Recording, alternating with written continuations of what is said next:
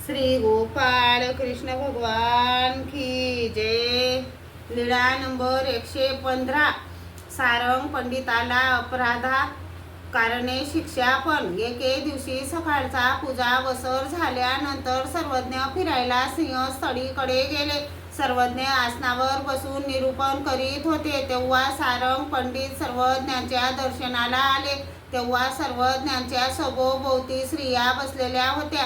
सर्वज्ञ त्यांना निरूपण करीत होते। सारंग पंडितांनी ते पाहिले आणि ते मनाशीच कुस्तीत भावनेने म्हणाले। अशा गुलगुल गोष्टी करणाऱ्या सभोवती चारी बाजूने गराडा घालून तोऱ्यात नागवेली सारख्या गुंडाळून सर्वज्ञांच्या सभोवती बसल्या आहेत।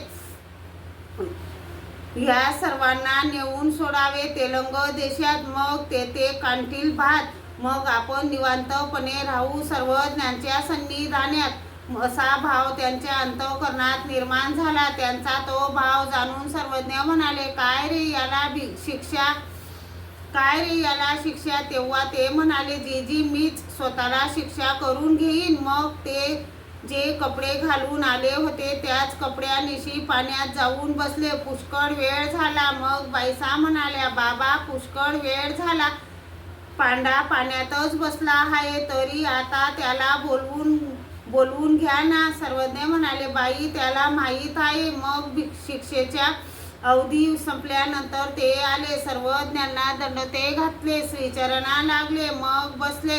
सर्वज्ञ म्हणाले, अहो तुम्ही असे म्हणावे अशा कशा तोऱ्यात नागवेली सारख्या गुंडाळून सभोवती बसल्या आहेत। सर्वांना नेऊन सोडावे तेलंग देशात, मग काढतील तेथे भात, मग आपण राहू सन्निधानात। अहो धर्माचरणाच्या आवडीसाठी नागवेली सारख्या गुंडाळून आमच्या सभोवती स्त्रिया का नसाव्यात?